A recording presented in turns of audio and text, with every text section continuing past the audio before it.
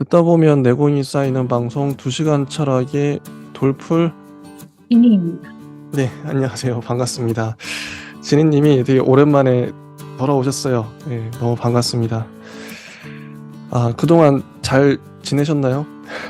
네, 많은 일이 있었는데, 얼추 정리가 좀 된 것 같고, 네, 잘 지내고 있습니다. 다행이네요. 자, 이제 지니님께서 진행해 주시면 됩니다. 네. 네, 저희는 다음 책인 굿나르 시크베르와 닐스 길리에가 쓴 서양 철학사. 저는 이 학사에서 나온 한 권으로 모아진 음, 다고요. 그 책으로 다시 서양 철학사를 시작합니다. 이 책은 비교적 우리가 힐시베르거를 떠올리시면 서양 철학사를 다시는 못할 것 같았던 그런 느낌과는 좀 달라요. 아무래도 좀 명확하게 쓰여진 면이 훨씬 더 강조되는 그런 책이고, 그런 면모에서 우리가 얻어갈 게 참 많은 책이다라고 느꼈던 소감이 1차적으로 들었습니다. 돌풀님께서는 어떠셨나요? 예, 저희가 그동안 서양 철학사를 램프레이트랑 힐시베르거 좀 읽었었는데 그동안의 책들은 솔직히 좀 어려웠어요. 예, 음, 난이도가 예를 들면 한 중간 혹은 뭐 상 정도였다면 이 지금 저희가 할 군나르 시르베크와 닐스 길리의 책은 난이도가 한 하 정도 되는 것 같아요. 초보자들도 읽기에도 전혀 어렵지 않고, 왜냐면 너무 친절하게 설명돼 있기 때문에 읽으면 이해가 된다. 전 탈레스가 드디어 이해가 돼요. 그동안 탈레스가 왜 하필 뭐 물 얘기하고 그러잖아요. 철학자들이 그리스 이제 초기 철학자들이 뭐 만물의 근원은 물이다, 불이다 이렇게 각자 주장을 하는데 솔직히 이해가 잘 안 됐거든요. 왜 뜬금없는 소리를 왜 갑자기 하나. 음, 근데 그게 드디어 이해가 되는 거예요. 너무 친절하게 설명이 돼 있어 이 책만의 장점이 있는 것 같습니다. 네. 조금 염두에 두어야 될 것 몇 가지는 제가 주관적으로 추려낸 부분들인데요. 우리 네네. 오늘 2장까지만 읽어왔는데 2장을 읽으면서 좀 공통된 서술 방식이 있어요. 예를 들어 뭐 어떤 것을 전제하에 재구성해 본다라든지 아니면 여기까지가 우리의 정리다, 정리해 볼 수 있다, 해석이다, 뭐 이런 형태로 문단이 마무리되고 있거든요. 그래서 절대적으로 우리가 이하 이제 닐스 길리에라고 줄여서 얘기를 해본다면 이 서양 철학사 책이 정답은 아니겠다라고 분명히 인지를 하고 보시는 편이 더 정확할 것 같아요. 왜냐하면 짧고 명료할수록 사실상 그 안에 빠져나가는 내용들이 많다라고 짐작해 볼 수 있고 실제로도 그런 것 같으니 좀 더 찾아보는 쪽으로 얘기를 많이 해볼 것 같고 오늘도 저희가 부교재를 몇 권 선정을 해서 같이 보기로 했었죠. 그래서 그 네네. 부교재도 필요에 따라서 부분적으로 이야기를 하거나 읽거나 하면서 보충해 나갈 수 있으면 참 좋겠다라는 말씀을 드립니다. 그래서 저희가 음. 부교재로 선정한 책은 오늘은 주로 이 보라색 소크라테스 이전 철학자들의 단편 선집이라고 해서 이 책이고요. 이게 네네. 아카넷에서 나온 책이고 이 음. 책은 세 부분으로 구성되어 있어요. 우리가 철학사를 주교재로 닐스 갤리에를 읽고 그에 해당하는 부교재를 고를 텐데 이 책은 처음 부분이 이제 아까 철학자들의 단편들이 주로 원문으로 이제 이렇게 한글 번역으로 실려 있고 두 번째는 해제가 담겨 있어요. 저는 이제 해제를 이렇게 지금 이렇게 붙여왔는데 여기 해제가 앞에 단편들, 이렇게 파편적으로 흩어져 있는 단편들을 어떤 방식으로 읽어야 할지에 대해서 되게 친절하게 설명을 해놓았기 때문에, 그리고 그 해제 중심으로 우리가 좀 따라갈 필요성이 있고, 그 해제의 해석과 닐스 길리에의 서양 철학사 부분을 만약에 같이 묶어서 내 이야기나 감상이나, 이제 뭐 따로 연구를 하신다면, 인용을 하고 싶다라고 한다면, 앞에 언급된 부분들을 앞에 찾아가서 어떤 해석들을 우리 스스로 덧붙이거나 근거 지을 수 있겠죠. 그런 책으로 되게 좋은 책을 선정한 데 있어서 이번에는 조금 다를 수 있겠다. 그리고 세 번째는 연대표가 나와 있어서 그 연대표와 참고 문헌들을 활용하기에 매우 좋은 책이다라고 해서 이 책을 같이 볼 것이고요. 이제 이것만 해도 사실상 좀 벅찰 수 있어요. 좀 내용들이 좀 있어서. 근데 혹시라도 좀 서술자에 따라서 우리가 힐시베르거도 그 저자의 특징을 많이 따랐죠. 그 서술 방식이. 그래서 어떤 부분들은 강조되어서 되게 장황하게 쓰여져 있던 반면 어떤 부분은 되게 축소되어서 우리가 아는 것보다 덜 쓰여진 부분들도 있을 수밖에 없고, 물론 시차가 있긴 하지만 그런 부분들이 있어서 염두에 두시면서 참고하실 수 있는 책 2권을 더 봅니다. 그래서 우리가 이건 필수는 아니고요. 또 따로 주 교재로도 다룰 수도 있겠는 그런 책이고, 여기 길 출판사에서 나온 서양 고대 철학이라는 시리즈 1, 2권이 되어 있고요. 저는 힐시베르그 할 때 많이 참고를 했던 부분들이고, 이 책은 한 사람이 쓴 게 아니라 해당 전공 부분, 이제 뭐 탈레스면 탈레스 전공자 뭐 이런 식으로 그 전공하시는 교수님들이 논문집 형태로 모아서 쓰신 것 같아요. 그래서 상당히 더 전문성이 있는 책이고, 여기에서의 장점은 뒤에 참고 문헌으로 국내 학술지 논문들이 실려 있어요. 누구누구의 어떤 것이 어디에 실려 있는지. 여기에서 논문 참고를 저는 지난번에 많이 했었습니다. 그래서 이런 부분들을 한번 보시고, 동시에 이제 그리스 로마 철학사라고 해서 우리가 코플스턴 이것도 나중에 다룰 거라고 얘기를 들었는데요. 이 부분은 이렇게 두꺼운 만큼 되게 두껍죠. 그래서 이게 그리스 로마에 해당하는 그 철학사 이제 처음 부분인데, 역사에 대한 서술이 되게 상당히 잘 되어 있고, 이야기를 읽듯이 한번 이제 관점을 비교해 가면서 읽을 필요가 있겠다. 우리가 에코 들어가면 정말 두께가 이러한 책들 3권을 봐야 되는데, 그 음베르토 에코가 이제 현대적인 관점에서 쓰여졌다면, 코플스턴은 이제 중세 철학사로 유명하기 때문에 그 시차를 조금 더 느끼시면서 그 서술 방식에 대한 뭐 간극이라든지 관점이라든지 이런 부분들을 잘 비교하면서 볼 수 있는 책일 것 같습니다. 그래서 오늘은 닐스 길리의 서양 철학사를 중심으로 보면서 필요한 부분들에 대해서는 이 단편 선집을 참고해서 같이 읽어보도록 하겠습니다. 네, 아마 앞부분에 많이 치중이 될 것 같고요. 제논까지 읽으면 거의 이제 대충 알겠다 싶을 거고요. 이제 가서는 중요한 부분들만 주로 발췌독을 해보겠고, 아마 소피스트 부분에서는 좀 아직도 학자들 간의 견해 차이가 좀 있는 걸로 보아서 좀 필요한 부분들 아니면 더 필요하신 부분들은 찾아서 읽으시는 편으로 넘기도록 하겠습니다. 네. 좋네요. 처음에 서술이 되게 좋다라고 했는데요. 들어가는 말도 혹시 읽으셨나요? 예, 전 다 읽어봤습니다. 예. 들어가는 말도 되게 좋지 않았나요? 네네, 좋았죠. 그 이전에 제가 이거 하나 좀 짚고 넘어갈게요. 1쪽에 보면 감사의 말이 있잖아요. 이 책은 노르웨이어로 된 철학사 제7판 2000년도의 개정판이다라고 써 있어요. 제가 혹시나 해서 찾아봤죠. 램프레이트 읽었던 1963년 본을 그 번역본으로 삼았고, 힐시베르거는 1965년, 그리고 제가 혼자 했지만 한스 요하임 슈테리의 세계 철학사는 1950년에 초판이 나왔어요. 그러니까 이런 본들을 기본으로 한 그 번역서들을 우리가 그동안 다뤄왔던 거죠. 63년, 65년, 뭐 50년. 너무 시차가 너무 크잖아요. 그러니까 그 사이에 많은 연구가 됐을 거고, 근데 이 책은 2000년 제7판이었다. 그래서 최신 연구를 좀 반영할 수 있는 여지가 있지 않았을까, 요런 기대를 해봅니다. 해보고 들어가는 말, 저는 들어가는 말에서 되게 재밌었던 게 이 글 자체가 완결성이 있다 생각한 게, "왜 철학을 공부하는가?"라는 질문으로 시작을 해요.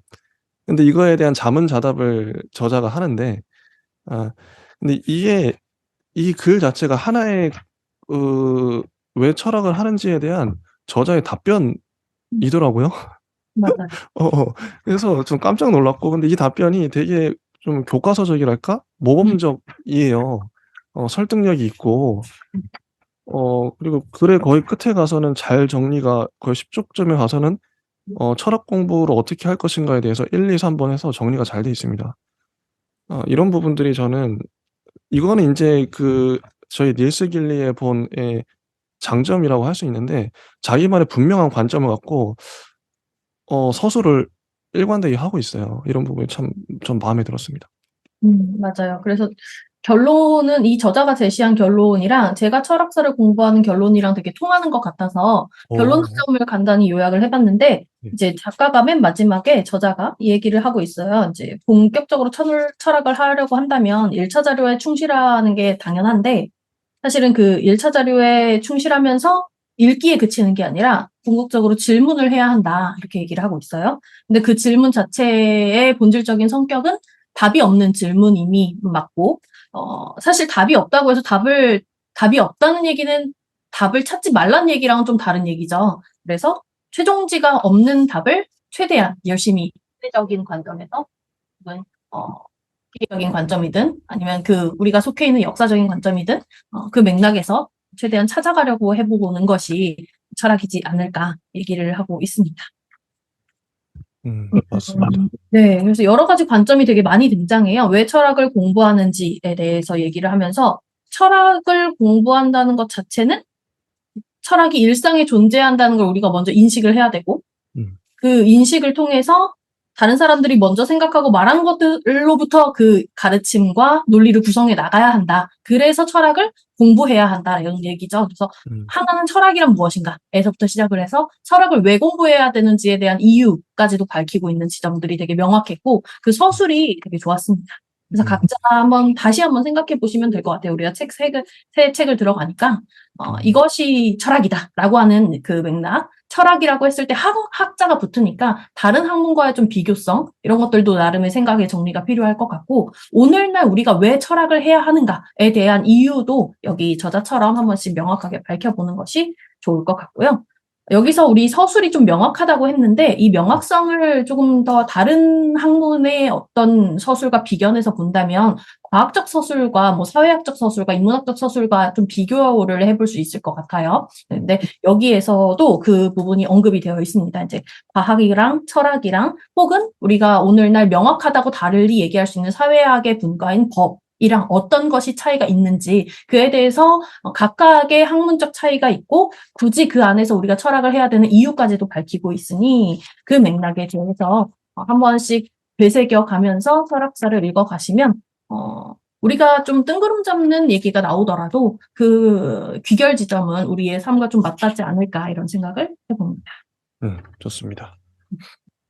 네, 그래서 13페이지 소크라테스 이전 철학을 들어가 봅니다. 우리가 이제 시작하죠. 철학은 어디에나 있었다 이렇게 얘기를 하고 있고 페이지부터 초기 그리스 철학에 대해서 얘기를 합니다. 그래서 그리스의 사회상부터 천천히 이야기를 하기 시작하죠.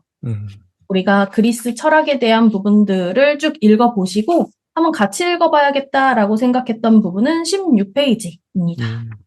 16페이지 위에서 네 번째 줄 기원전 9세기경 이렇게 기원전 9세기경 이주의 시대가 끝난 후에 도시 국가들이 우후죽순처럼 늘어났다. 도시의 주변은 통상 황무지였기 때문에 도시의 인구는 각 도시 국가가 감당할 수 없을 정도로 빠르게 늘어났고 8세기부터 그리스 사람들은 이탈리아 남부 주변에 식민지 도시를 건설하기 시작했다. 도량형의 표준화가 이루어졌고 이제 우리가 뭐 길이를 잰다든지 돈을 샌다든지 뭐 이렇게 개수 뭐 이런 것들이 도량형이라고 부르죠. 그래서 그런 표준화가 이루어졌고 동전도 주조되고 공물을 바꾸는 직접적인 물물 교환 대신 동전 받고 염소 가죽을 넘기는 그런 교역이 이루어지는 사회상이 나왔습니다. 그래서 줄줄이 이야기를 잘 풀어내고 있어요. 교환한 물건이 없으면 동전을 꾸거나 그래서 채무가 생기고 이자가 생겨나고 그런 빚더미에 빠지기도 하는 이런 사회상이 좀 일어나기 시작한 때인데 이때 이제 사람들이 경제적 정의를 요구하기에 이르렀고 그때 강한 자가 그 해결자로서 등장하게 되었죠. 그래서 이제 민주주의가 발전하게 된 어떤 간략한 배경에서 이제 탈레스가 등장합니다. 17페이지. 네, 탈레스에 대한 내용들 쭉 읽어보시면 될 것 같은데요. 혹시 뭐 탈레스에 대해서 되게 감명 깊게 읽었다고 하셔서 어떤 지점에서 그러했는지 궁금하기도 한데. 탈레스뿐만 아니라 여기 나와 있는 그 철학자들 한 명 한 명에 대해서 이해를 하게 돼서 너무 좋았고요. 드디어 인제 시작입니다. 드디어 인제 본격적으로 한번 저 읽으면서 질문이 막 샘솟더라고요. '아 요 부분은 어떤 얘기를 하면 좋겠다.' 이런 것들. 근데 요 흐름대로 일단 저는 인제 보면 좋을 것 같긴 한데 그 18쪽에 "탈레스는 모든 것이 물이다."라고 주장했다고 전해진다."부터 해서 왜 이렇게 말했는지에 대한 서술이 디테일하게 나와요.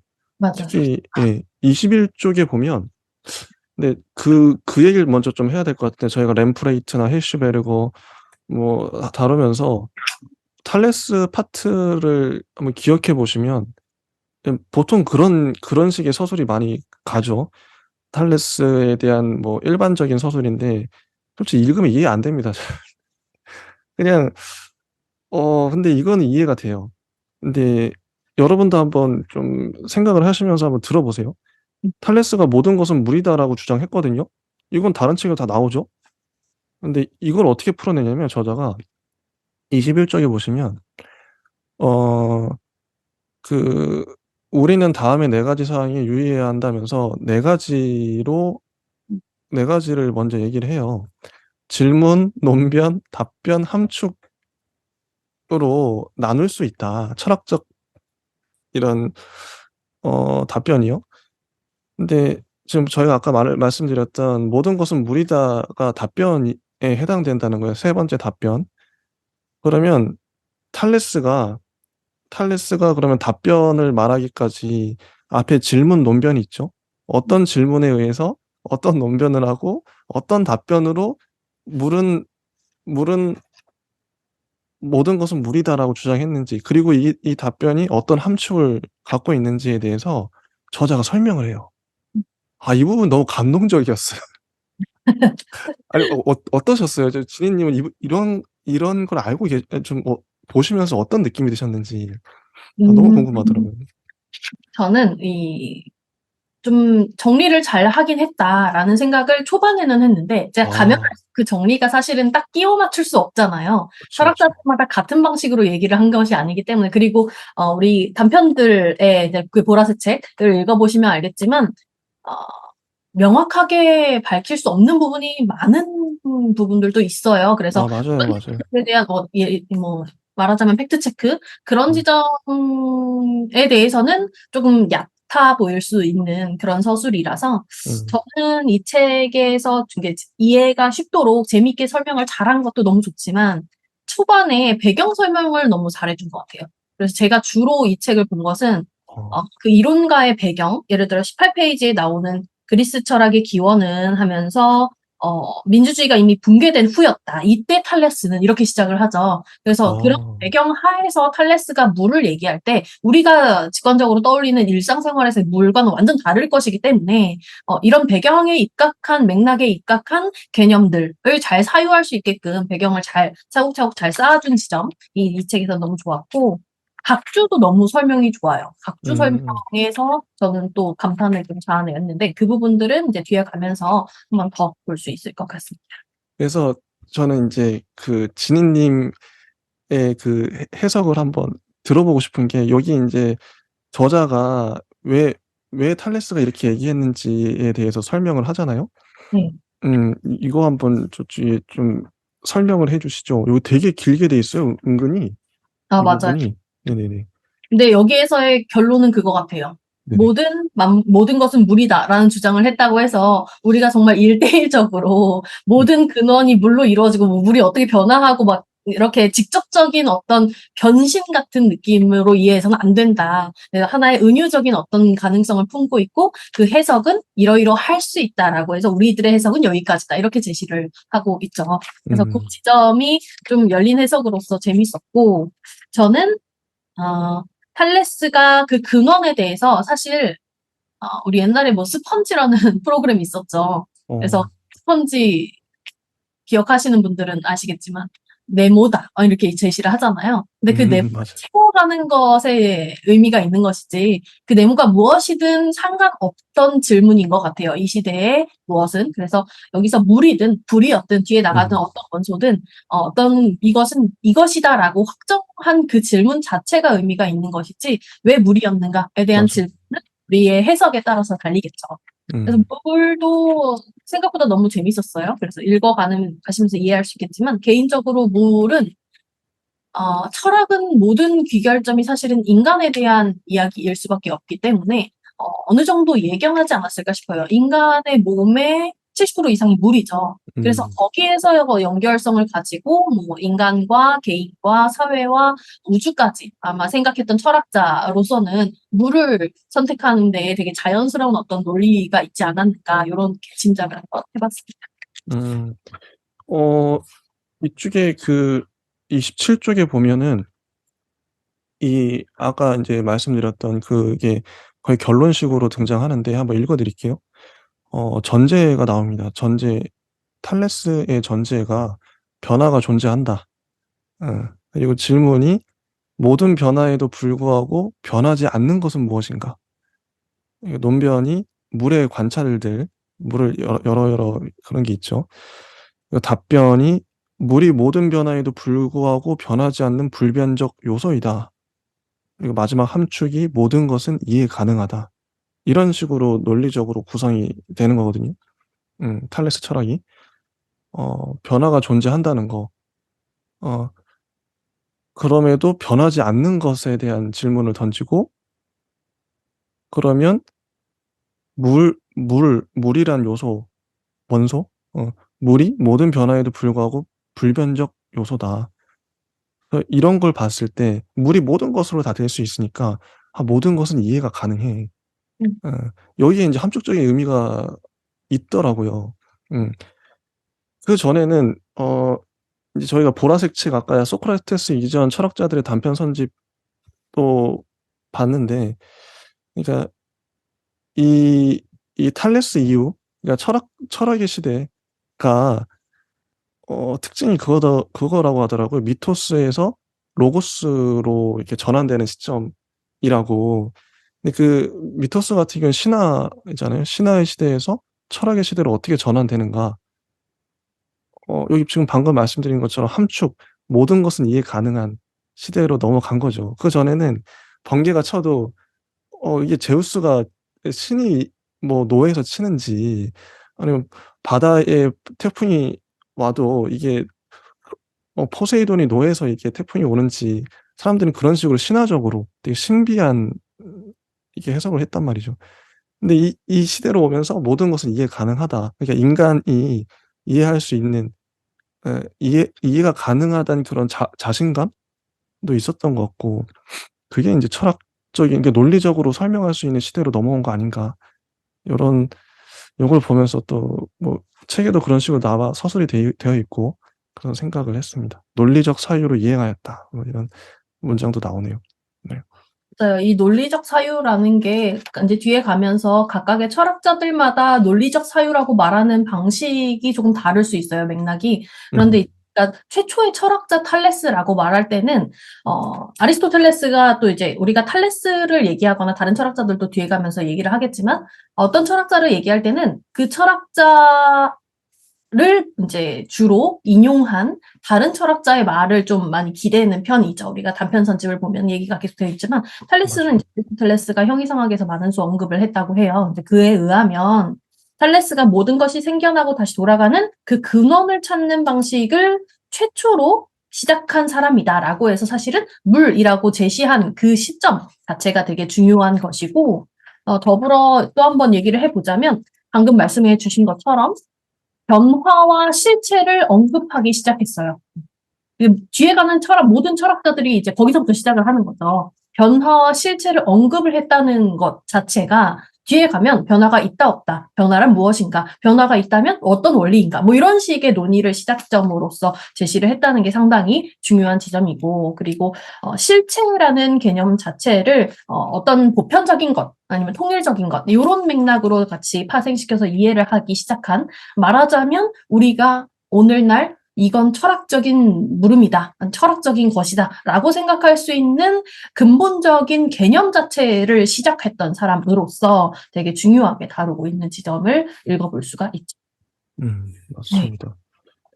그래서 탈레스 이게 철학자마다 의의가 다 있더라고요. 맞 보라색 책 보니까 그래서 그쵸. 뭐 "탈레스는 이러이러한 요소 점 때문에 의의가 있다." 맞아요. 뭐 "파르메니데스는 이러이러한 점 때문에 의의가 있다." 이렇게 나오는데 저희 그 닐스 길리의 판에도 그런 식의 서술이 좀 보여요. 예를 들어 맞아요. 23 쪽에 보면 말씀해 주시긴 했지만 1-2 번의 그 중간에 1-2 번을 잠깐 읽어 보면 탈레스는 우주를 구성하는 기본 요소가 무엇인지 물었다. 실체, 근저에 놓여 있는 것은 변화 속에서도 변화하지 않는 요소와 다양성 속의 통일성을 의미한다. 이후 실체 문제는 그리스 철학의 핵심 문제 중 하나가 되었다. 그리고 2번, 탈레스는 어떻게 변화가 일어나는가라는 물음에 대해 간접적 답변을 제시하였다. 즉, 물이 하나의 상태에서 다른 상태로 변화한다는 것이다. 변화 문제 역시 그리스 철학의 근본 문제 중 하나가 되었다. 요런 의의가 있더라고요. 네. 그래서 탈레스가 이해가 됐다. 너무 좋습니다. 그래서 이제 26페이지 보면 그 부분의 마무리로 이 저자가 얘기를 해요. 이제 신화 사유에서 논리적 사유로의 이행, 아까 말씀해 주신 미토스에서 로고스로의 이행이라는 의의가 되게 중요한데, 그것이 탈레스가 되게 많은 지식을 소유했으므로 오해해서는 안 된다. 이렇게 한 번 더 저자가 강조를 하고 있고요.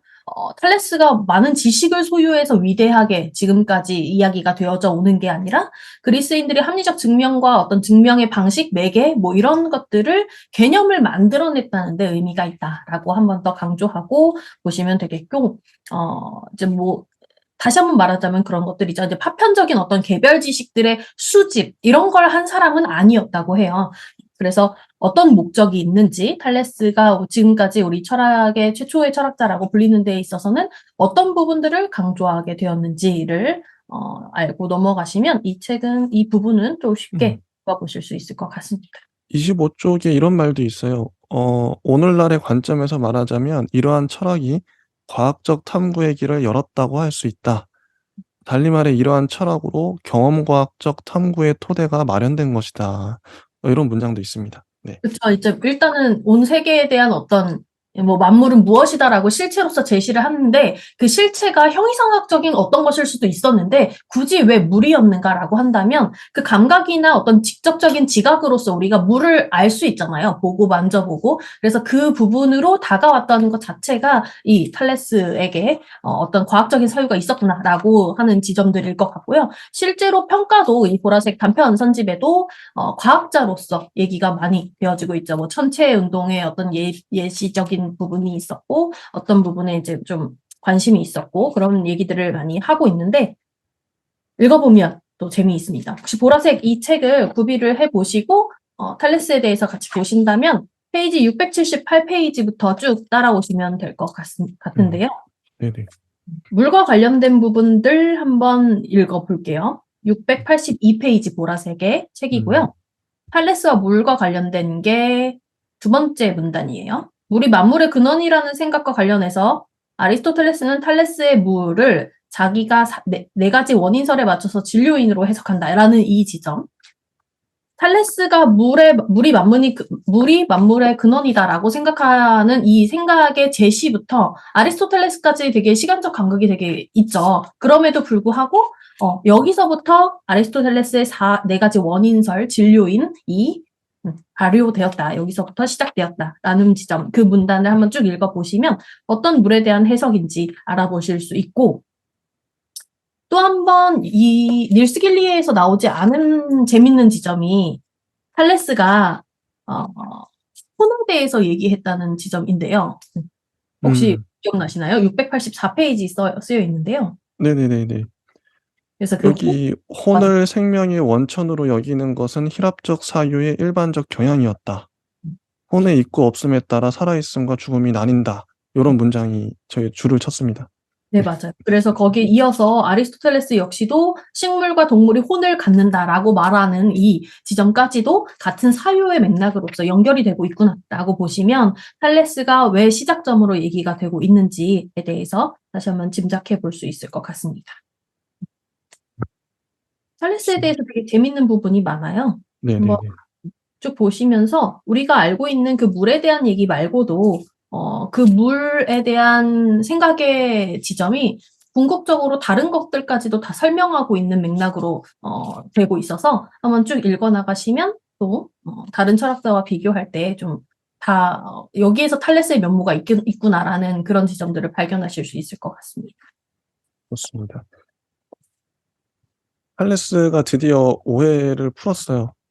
탈레스 처음 접했을 때 무슨 허무맹랑한 얘긴가 이 사람은 웬 생뚱맞은 얘기인가 그렇게 오해를 좀 많은 음. 분들이 오해하실 수도 있는데 만물이 근원이 물이다 이렇게 지금 현대적 입장으로 보면 좀 생뚱맞잖아요.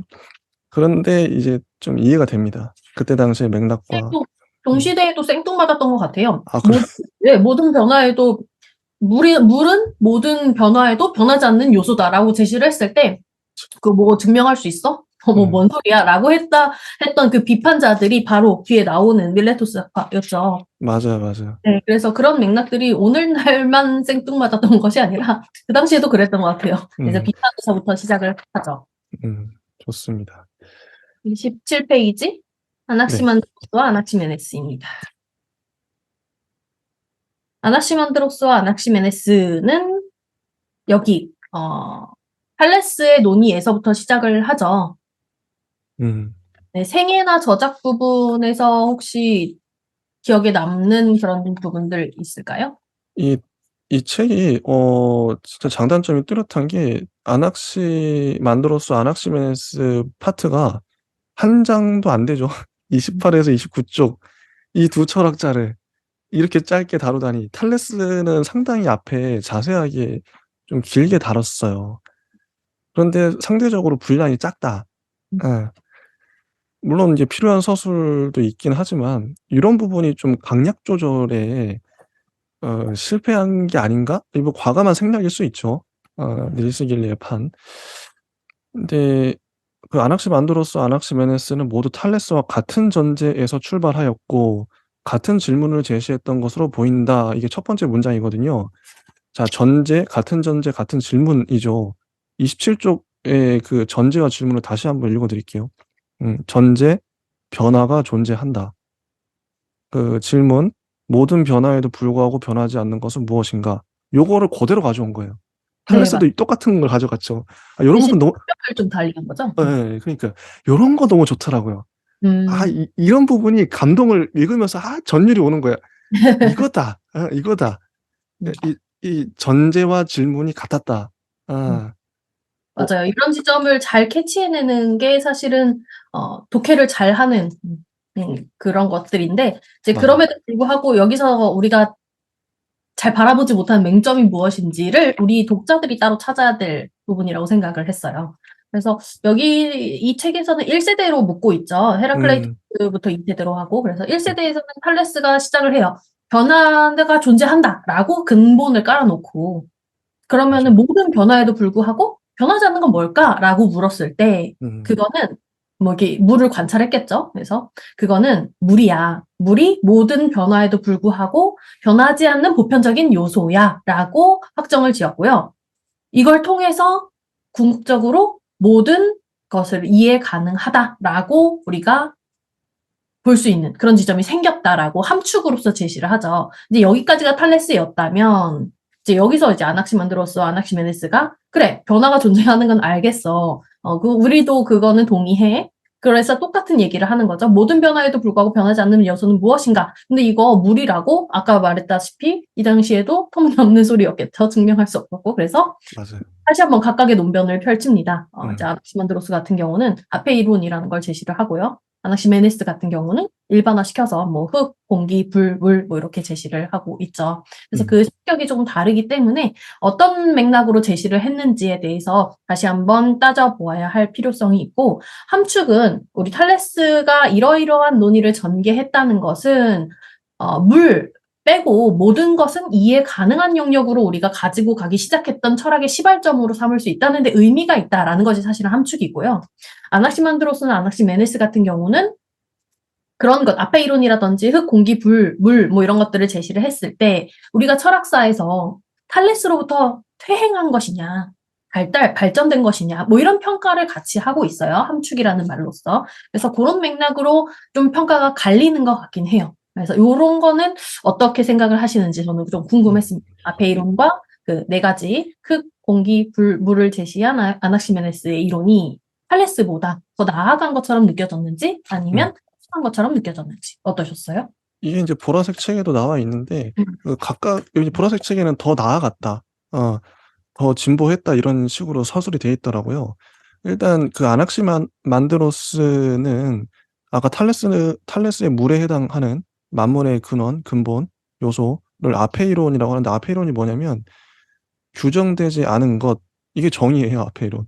시간과 공간적으로 한정이 되지 않은 것, 이게 아페이론인데 뭔지 모르겠죠. 되게 추상적이죠. 딱 봐도. 아까 물은 되게 실제적이어서 딱 보이잖아요. 물이 뭔지는 우리는 아니까. 근데 아페이론은 되게 관념적인 어떤 형이상학적인 그런 느낌이 나죠. 좀 뒤에 나오겠지만 데모크리토스 느낌도 납니다. 아페이론이라는 거. 뭔지는 모르겠어. 어쨌든 뭐 한정되지 않은 게 있어. 그런 게 있어. 이런 그런 게 있어. 이런 느낌이에요. 있어. 물은 아닌데 하여튼 뭐 있어. 물처럼 여기 보면 아페이론은 물처럼 관찰 가능한 것이 아니다. 아낙시만드로스는 감각적인 현상들, 즉 대상들과 그것들의 변화를 비감각적인 것을 가지고 설명하고 있다. 이게 하나의 진보죠. 탈레스에 비해서 탈레스는 감각적인 물을 갖고 설명했는데 비감각적인 것이 근본일 수 있다. 이렇게 설명을 하잖아요. 음. 아낙시만드로스로서는 탈레스를 비판하는 이론적 논변을 찾는 것이 더 중요했을 수도 있다. 어. 그래서 비판하는 논변을 제시한 거죠. 아페이론이야. 근데 아페이론은 제가 방금 말했죠. 그런 게 있어. 뭔지 자세하게 설명을 못 하겠지만 이게 좀 얼버무리는 느낌이잖아요. 그런 게 있어. 이것도 완전하진 않죠, 답변이. 음. 어. 뒤에 데모크리토스랑 조금 질감이 달라요. 비슷한데 그런 게 있어. 그냥 규정되지 않았어. 그냥 그냥 뭔지 알지? 뭐 이런 느낌이고 어쨌든 진보하긴 했어요. 탈레스랑 좀 달라요, 결이. 그리고 뒤에 보면은 그 아낙시만드로스 이후에 아낙시메네스가 나오죠.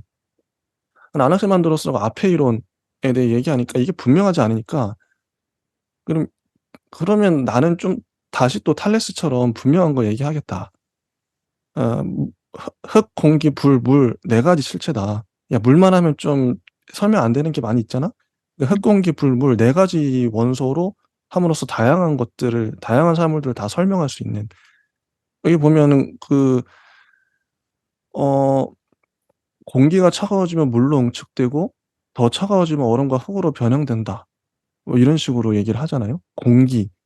공기가 차가워지면 뭐 응축되면 그러니까 물리학 이론을 갖게 된다. 공기의 응집 상태는 온도와 밀도에 의해서 규정된다. 이런 식으로 어떻게 보면 탈레스보다는 좀 더 과학적이고 그리고 아낙시만드로스보다는 좀 더 구체적으로 이 다양한 현상도 좀 더 물리적으로 설명을 하고 있어요. 이런 의의가 있지 않을까. 이 책에 의하면 그런 거죠.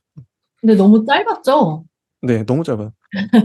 그래서 여기 단편 선집에 나와 있는 내용이 아주 좋습니다. 저는 아낙시만드로스를 너무 좋아하고 아페이론을 너무 재밌게 읽어서 그 논문들도 따로 찾아볼 정도였고요. 이제 약간 어. 신비했잖아요. 우리가 네. 네, 그런 지점들이 일종의 신비 영역이나 초월적인 어떤 영역으로 딱 있는 게 아니라 정말 그걸 감각적인 어떤 것으로 말로써 설명하려고 했던 그 노력 그런 것들이 상당히 재밌었어요. 이제 이 보라색 책 686페이지 보시면 이제 아낙시만드로스에 대한 설명이 나와 있고 687페이지 아페이론에 대한 설명이 약간 나와 있어서 한번 읽어보겠습니다. 아낙시만드로스에게 아페이론은 우주 만물이 생겨나는 원천이다. 그래서 그냥 실체로서 뭐 근본으로서 제시만 한 것이 아니라 그것이 우주 만물의 논리와 연결이 됐다는 지점이 상당히 재미있습니다. 아리스토텔레스의 용어로 표현하자면 아페이론은 탈레스의 물을 대신하는 원초적인 진료이다. 아페이론은 물이나 불 그리고 다른 철학자들이 근원적으로 생각했던 진료들과는 다르다. 그것은 영원하고 나이를 먹지 않으며 운동 중에 있고 다수의 하늘과 세계들이 이것으로부터 생겨나며 이것에 의해 둘러싸인다고 묘사되는 그런 것이다.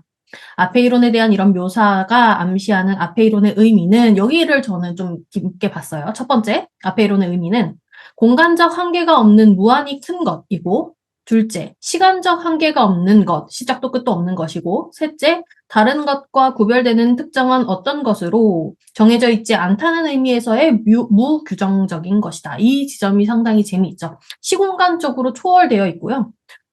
어떤 것으로도 정해져 있지 않은 특징 3가지를 갖는 것이 아페이론의 의미다라고 얘기를 하고 있습니다. 그래서 뒤에서 아페이론 물도 불도 아니고 차갑지도 뜨겁지도 않고 무겁지도 가볍지도 않고 여기서 사실 살짝 느낌이 오셔야 돼요. 물과 불, 뜨거움, 차가움, 무겁고 가벼움. 대립이죠. 그 대립에 대해서는 아낙시메네스가 얘기를 합니다. 그래서 그 지점에서 약간의 상반된 개념적 차이가 있고, 더 중요한 것은 687페이지 맨 아래쪽에 있어요. 아페이로는 신적이고 사멸하지 않으며 운동 중에 있으므로 688페이지 탈레스의 물처럼 살아있는 것이다. 이렇게 느꼈다고 해요. 여기서 신적인 것에 대한 개념이 등장하는 거죠.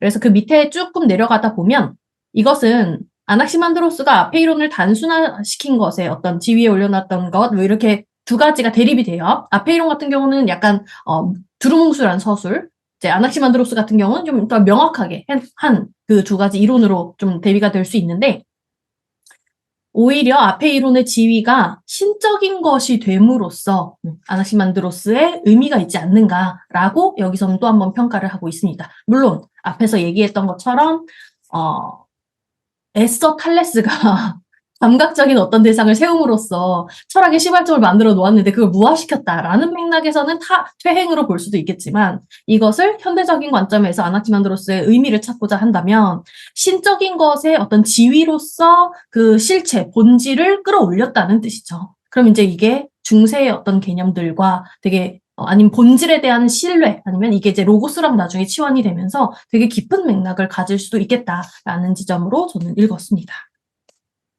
되게 이 지점에서 되게 의미가 있었던 것 같고, 그게 또 688페이지 맨 아래 문단에 보시면 우주 형성이랑 또 연결이 돼요. 그래서 우주의 형성이 아페이론에서 대립자들이 떨어져 나오는 데서부터 시작된다. 그래서 대립자들이 막 떨어져 나오고 그것이 이제 우주를 구성하게 만드는, 689페이지 맨 첫 번째 줄에 이 대립자 개념은 이론적인 측면에서 탈레스의 문제점에 대응책이 된다라고 하면서 스승의 모순점을 뛰어넘었다는 거죠. 그래서 이 지점에서 아나시만드로스가 되게 좋은 평가를 받겠다라고 생각했습니다. 뒤에 가면 쭉쭉 우주의 구조가 어떻게 되고, 나중에 구글링 한번 찾아보시면 아나시만드로스의 뭐 우주관 뭐 이런 거 그림으로도 나와 있다고 하더라고요. 그런 거 한번 보시면서 한 번씩 읽어보시면 또 재밌을 것 같습니다. 이게 네, 좀 지금 우리 현대인의 시각으로 봤을 때 이 우주관이 좀 허무맹랑하고 황당할 수 있는데, 근데 저는 이게 이 자체가 의의가 있다고 생각하는 게, 어떻게든 이런 설명 자체가 과학적인 설명을 시도하는 거라고 생각해요. 이해 가능한. 어 세계가 그냥 단순히 신화적인 세계가 아니라 여기 보면 진짜 실제 이렇게 돼 있으면 과학적으로 보이긴 하거든요. 음, 이런 식으로 돼 있으면. 근데 이런 좀 이게 다 인제 상상으로, 뭐 관찰에 의한 상상이겠지만, 자기가 최대한 논리적으로 설명하려고 하는 시도를 아낙시만드로스 이후에도 인제 "우주가 어떻다." 이런 설명을 다 하는데, 그게 점점 좀 현대에 점점 가까워지는 것 같아요, 이후로 갈수록. 이런 시도들이 있었기 때문에 우리의 과학적인 지금 관찰이랄까? 우주론도 가능한 거 아닌가라는 맞아요. 생각이 듭니다. 그래서 탈레스는 만물의 근원이 뭐 물이다라고 해서, 그럼 물이 왜 근원이냐고 생각했냐면 그 우주의 구조를 한번 생각해 봤을 때 세상은 물 위에 땅이 둥둥 떠 있다라고 음. 생각하는 우주의 그런 형태를 그렸다고 음. 하는데요. 이제 아낙시만드로스 같은 경우는 690페이지 맨 아래 보시면 이 지구가 우주의 중심에서 움직이지 않는다라는 아낙시만드로스의 생각이 탈레스에 비해서 되게 혁신적이었고, 음. 스는 생각했겠죠? 땅이 물에 위에 둥둥 떠 있으면 그럼 물은 누가 바치고 있는가? 막 이렇게 해서 계속 맞아, 맞아. 또 모순이 발견되고 어떻게 증명할 수 없는 지점이 생겨나는데, 이제 여기에서의 이 무한 후퇴라고 말해지는 그 지점을 아낙시만드로스는 지구가 모든 방향에서 같은 거리에 놓여져 있기 때문에 머물러 있다라는 뭐 이런 생각들로서 해소시켰다고 합니다. 그래서 음. 이게 사실상 오늘날 과학이랑 들어맞는지 아닌지는 중요하지 않는 것 같아요. 맞아요. 이것이 조금 더 세분화되어서 실제로 기상 현상에 대해서도, 천체 현상에 대해서도, 그리고 생물들의 기원에 대해서까지도 유사성을 계속 밝혀내면서 설명해 보려고 했고, 여기 책에서 692페이지에서 나온 것처럼 692페이지 이제 두 번째 문단인데요. 아낙시만드로스의 우주론은 소박하지만 음. 기하학적인 구조와 수학적 비례관계를 사용한다는 점에서 과학적인 사고의 진전을 보여준다. 음. 기상현상과 생물의 발생, 전개 과정, 유사한 설명 방식, 이런 것들로 과학적 사고의 단초를 보여준다라고 음. 있습니다. 이제 뒤에 나오면 이제 뭐 대립자들이나 상호 변화 이런 내용 나오는데요. 그런 맥락에서도 상당히 어떤 자연 법칙에 대한 어떤 이해 실마리 이런 것들을 제공하고 있다는 점에서 아나시만드로스에 대한 이야기가 절대적으로 허무한 것만은 아니구나라고 읽을 수 있습니다. 그리고 하나 덧붙이자면 이 재밌는 게 제 성경 창세기 1장 그 1장을 읽어드릴게요. 태초에 하나님이 천지를 창조하시니라 땅이 혼돈하고 공허하며 흑암이 깊음 위에 있고 하나님의 영은 수면 위에 운행하시니라. 이게 2절이거든요. 1장 2절. 그러니까 세상이 만들어지기 전에 하나님이 뭐 말씀으로 빛이 있으라 하시기 전에 어떤 상태였냐면 물 위에 하나님의 영이 막 돌아다니고 있어요. 이게 다 탈레스의 우주론이에요. 그러니까 물이 있었거든요. 땅이 혼돈하고 공허하며 흑암이 깊음 위에 있고 하나님의 영은 수면 위에 운행하시고 계세요. 묘하게 근데 탈레스가 이걸 알았는지 아니면 서로 여기랑 어떤 연관이 있는지 잘 모르겠지만 재밌네요. 네, 근데 우리가 공부하는 건 이제 기원전 이제 몇백 년 전이기 때문에 재밌네요. 예. 그런 시점으로 따졌을 때는 아마 성경이라든지 그런 역사적인 기록들이 이런 맥락들에서 많은 빚을 지고 있구나라고 생각해 봄직이 조금 더 논리적일 것 같고요. 당시 보편적인 세계관이었나? 이런 생각들이. 예. 네, 아마 신화적인 맥락이나 그런 지점들이. 두 번째로는 아낙시메네스. 아낙시메네스 역시도 우리 27, 28, 29페이지 이걸로 끝나는데요. 우리 단편 선집을 좀 참고해서 쭉 한 번 더 본다면 아낙시메네스가 아페이론과 좀 같이 놓여지면서 아페이론이 사실상 695페이지 아페이론의 단점이라고 볼 수 있는 지점인데요. 그러나 이론이란 이해 가능하며 실제로 존재할 뿐만 아니라 경험을 통해서 확인할 수 있는 원리를 바탕 두어야 한다라는 조건에서만 본다면 아낙시만드로스의 이 아페이론이 큰 약점이 될 수 있다. 우리가 앞서서 얘기한 지점이죠. 그래서 이제 아낙시만드로스의 아페이론이 우리의 경험에 낯설고 묘사할 수도 이해할 수도 없고 따라서 실제로 존재한다는 증거를 우리가 제시할 수 없는 그런 것이다. 더군다나 우주의 산출, 발생에 대한 설명에 대립자들의 산출 과정, 뭐 이런 것들, 모호한 어떤 것, 이런 것을 의지하고 있어서 이게 그 부분에선 약점이다. 그러나 이제 아낙시메네스 같은 경우는 조금 더 구체적인, 근원적인 실체를 제시하고 있다. 이렇게 얘기를 하고 있습니다. 아낙시메네스 지점 혹시 읽어보시면서 키워드 기억나시는 거 있으세요? 이 696쪽에 보면 두 번째 문단의 첫 번째 한번 읽어볼게요. 아낙시만드로스의 이론에서 가장 중요한 대립상은 뜨거운 것과 차가운 것이라면 아낙시메네스의 이론에서는 희박과 응축 또는 느슨함과 촘촘함이다. 이 부분이 제가 줄을 쳤습니다.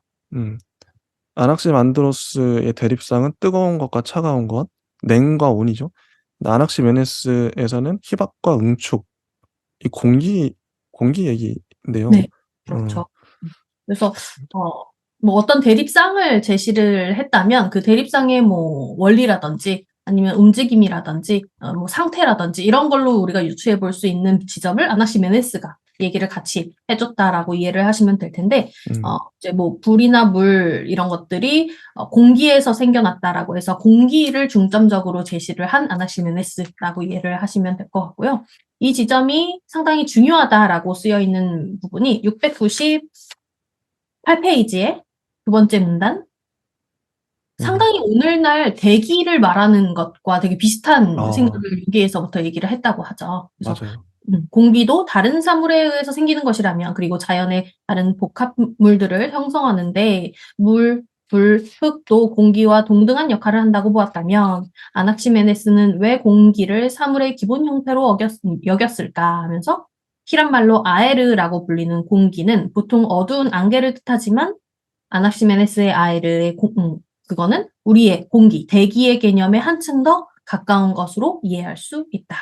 그래서 이 공기가 우리가 생각하는 그 물질의 공기로서만 생각하지 않고 이 공기가 아낙시만드로스의 아페이론처럼 범위가 무한히 광대한 형태의 공기 개념을 제시를 했다는데 중요하겠죠. 그래서 그게 이제 물질이냐 아니면은 뭐 관념적인 어떤 것이냐라고 대립시키기보다는 사실은 아낙시만드로스와 아낙시메네스는 좀 상당히 유사한 걸 같이 제시를 했구나. 다른 형태이거나 아니면 다른 말로 했겠지만 이렇게 이해를 해주시고, 이게 또 재밌는 지점이 공기가 우리가 숨 쉴 때도 공기잖아요. 뭐 아까 성경 얘기하셨지만 숨을 불어넣었다 이렇게 할 때도 그 맞아요, 맞아요. 공기와 연관이 되면서 인간, 생명과도 연결이 되는 바로 다음 문단에 나오는데요. 공기는 사람 속에서 똑같은 역할을 해서 또 우주 개념과도 연결이 됩니다. 그래서 우리가 그 만물 얘기를 하면서 자연스럽게 우주 개념으로 넘어가는 이 당시 철학자들의 논지를 따라서 아낙시메네스 역시도 공기에 대해서 얘기를 하고 그 공기의 뭐 밀도라든지 그 숨과 연결을 시켜서 생명과 죽음에 대해서 얘기를 한다든지 아니면 좀 더 나아가서 만물과 연결지어서 우주에 대한 얘기까지 했다는 데에 되게 중요하고, 이 책에서는 진짜 실제로 이렇게 말을 해요. 우주는 유사하게 구성되어 있으며 기능도 유사하다는 이른바 이 인간과 우주가 유사하다는 이 개념, 오늘날의 개념이죠. 대우주와 소우주의 관념의 시초였다라고 밝히고 있습니다. 그런 지점에서 아낙시메네스를 본다면 스승보다도 커 보이기도 하는 그런 부분들을 읽어낼 수 있었습니다. 이 공기, 혼, 이 부분은 진짜 성경 얘기를 안 할 수가 없는 게, 하나님이 흙에 이 바람을, 숨을 불어넣어서 사람이 됐거든요. 그리고 성령은 바람으로 보통 묘사가 돼요. 그런 부분들, 그러니까 이게 고대의 이런 관념들이 서로 통하는 부분이 있었나? 이런 생각이 드네요. 신화에서도 바람의 신이 많이 나오죠. 음.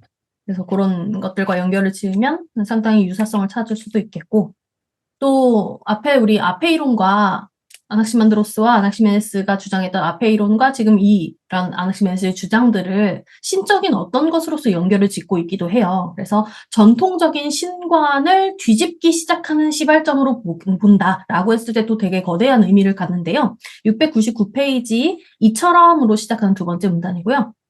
만물을 살아있게 하는 공기는 신적인 것 내지는 신이라고 생각되었을 법하다. 이제 본문 9, 10 이렇게 되어 있는데 이거 한번 찾아보는 방식은 뭐냐면 앞에 본문 부분, 편 선집 부분 중에서 아낙시메네스를 들어가시고 아낙시메네스에 1, 2, 3, 4, 5 이렇게 붙어 있는데요. 그 중에 90번의 파편적인 글들, 짤막짤막한 글들이 이에 근거가 되겠죠. 이제 만약에 인용하시거나 필요하신 분들은 앞으로 가셔서 한번 자기 해석을 더해보셔도 괜찮을 것 같습니다.